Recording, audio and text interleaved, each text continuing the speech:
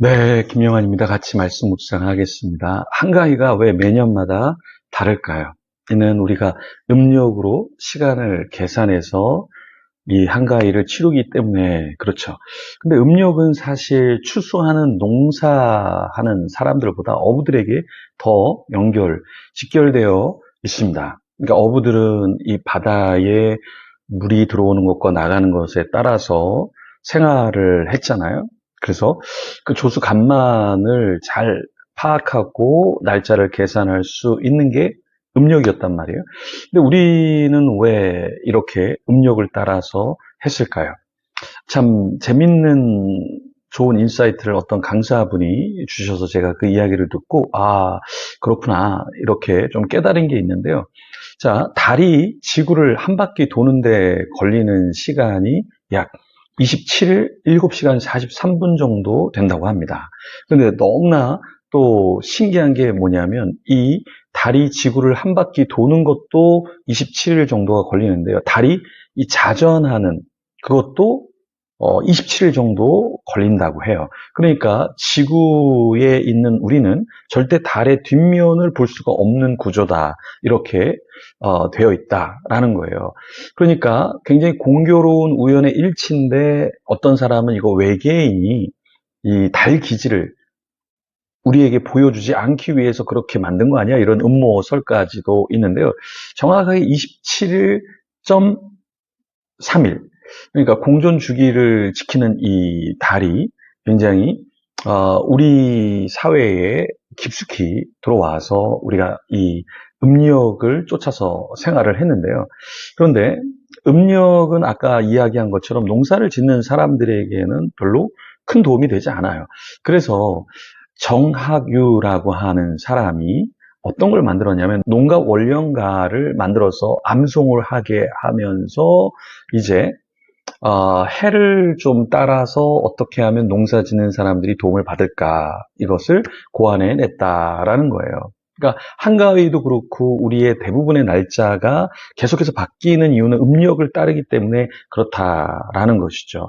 그런데 우리나라가 왜 이렇게 음력을 계속해서 따랐는가 봤더니 단순한 그 그러니까 물고기 잡을 때의 달의 어떤 주기를 파악하기 위해서 그것을 사용한 것, 그것만 있는 게 아니라 사실은 절기나 씨 뿌리는 것이나 특히 제사, 혼례, 장례, 명절 이런 것이 달의 변화에 따라 주기적으로 만들어서 사용을 했기 때문에 계속해서 이것을 사용했다라는 것입니다. 그런데 좀 더 지혜로운 사람은 어떻게 해야 될까요? 네, 농사를 짓는다면 음력보다는 양력의 날짜를 잘 계산해서 농사를 짓는 게 지혜롭겠죠.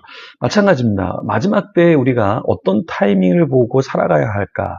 그러니까 세상 타이밍에 맞춰서 우리가 살아가는 것, 그것이 지혜로운가? 아니면 영적 추수기, 영적인 삶에서 하나님의 타이밍에 우리가 맞춰서 이 세상을 살아가야 할까? 이것을 우리가 고민해야 한다라는 것이죠. 세상에 돌아가는 그 이치, 그 계산법을 너무 따르다 보면 우리는 주님과 멀어질 수 있다라는 것이죠. 요한계시록 14장 14절에서 20절 말씀을 보면서 우리가 어떠한 신앙생활을 생활해야 되는가 좀 고민하면 좋겠습니다. 14절에서 16절입니다. 또 내가 보니 흰 구름이 있고 구름 위에 인자와 같은 이가 앉으셨는데 그 머리에는 금 면류관이 있고 그 손에는 예리한 낫을 가졌더라. 또 다른 천사가 성전으로부터 나와 구름 위에 앉은 이를 향하여 큰 음성으로 외쳐 이르되 당신의 낫을 휘둘러 거두소서. 땅의 곡식이 다 익어 거둘 때가 이르렀음이니이다 하니 구름 위에 앉으신 이가 낫을 땅에 휘두름에 땅의 곡식이 거두어지니라. 요한이 흰 구름 위에 누구를 봤죠? 네, 인자와 같은 이가 앉은 것을 보았습니다. 인자와 같은 이는 어떤 특징을 갖고 있었습니까? 그 머리에는 그 면류관이 있었고 그 손에는 예리한 낫을 가지고 있었다. 이 낫은 심판을 의미하는 거죠. 그리고 여기 인자와 같은 이는 누구일까라고 할 때 신학자들이 두 가지 이야기를 합니다. 첫째는 천사를 가리킨다. 이렇게 이야기를 하고요. 두 번째는 심판하러 오시는 재림의 주, 주님을 언급한다. 이렇게 본다라는 거예요. 그리고 여기에 우리가 인자와 같은 이를 그리스도로 보는 근거는 두 가지가 있는데, 하나는 흰 구름은 마태복음 17장 5절에서 빛난 구름과 유사하다 이렇게 보는 것이고요. 또 한 가지는 주님이 부활하고 승천하실 때 구름을 타고 오신다 이렇게 말씀하셨잖아요. 그래서 재림의 주님으로 파악을 하는 것입니다. 머리에 무엇을 쓰고 있냐면 금 면류관을 쓴 분이라 이렇게 말하고 있죠. 그리고 낫을 가지고 있다. 심판에 주로 오신다라는 것이죠. 그 주님이 낫을 휘두를 때 심판이 이루어지는데요. 주님을 따르지 않은 사람들은 심판을 받는 것이고, 주님을 따른 자들은 주님의 면류관을 또한 받을 수 있는 것이죠. 생명의 면류관, 승리의 면류관을 우리도 누릴 수 있다라는 것입니다. 그래서 우리가 이 땅에서 살 때에 내가 어떠한 삶을 살 것인가, 세상의 어떠한 계산법, 음력을 따라서 살 것인가, 아니면 하나님의 나라의 양력, 그래서 주님의 타이밍 같은 것, 근데 세상에서는 사용하지 않는 그런 시간법, 그런 살아가는 방식, 이것을 우리가 취할 것인가를 우리가 결정을 해야 된다라는 것이죠.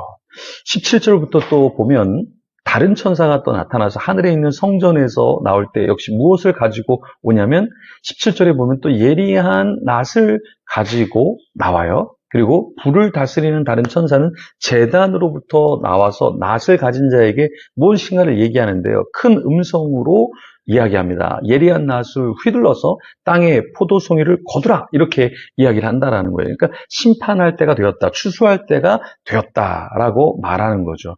외경에서 성경이 아닌 다른 어떠한 성경 문서에서는 천사는 자연의 어떤 것을 다스린다고 이야기하냐면, 외경 에녹서 1서에는요 뭐라고 얘기하냐면 천사들은 천둥, 바다, 우박, 눈, 비 등의 자연을 각각 받아서 다스린다 이렇게 묘사가 되어 있어요. 그러니까 이 내용과 조금 비슷하긴 하지만 여기서 천사가 낫을 휘두르고 천사가 무엇인가 하나님의 역사에 동참을 하게 되는데요. 이렇듯 주님도 심판하시지만 천사도 낫을 가지고서 이 심판하는 모습이 그려져 있다. 그래서 포도주 틀에 이제 던져지는 장면이 나오는데요. 성 밖에서 그 틀이 밟히자 어떻게 되냐면 20절에 보면 틀에서 그러니까 피가 나서 말굴레에 닿고 또 이것이 1600 스타디온에 퍼진다라는 것은 그 대적자들의 피가 흥건히 굉장히 많이 흘러 넘친다. 그러니까 이 심판의 어떤 장면을 보여주고 있는 것이죠. 우리도 마찬가지입니다. 우리가 돌이키지 않고 죄의 유혹과 또 사탄이 즐겨하는 것만 한다 그러면 우리가 주님의 심판날에 칭찬을 받을 수 있을까요? 그러니까 우리가 조금 더 주님 앞에 내가 심판받을 자다 이렇게 생각하고 살아가는 것과 그렇지 않은 것은 굉장히 큰 차이가 있죠. 예를 들어서 뭐 CCTV가 막 이렇게 달려 있는데요.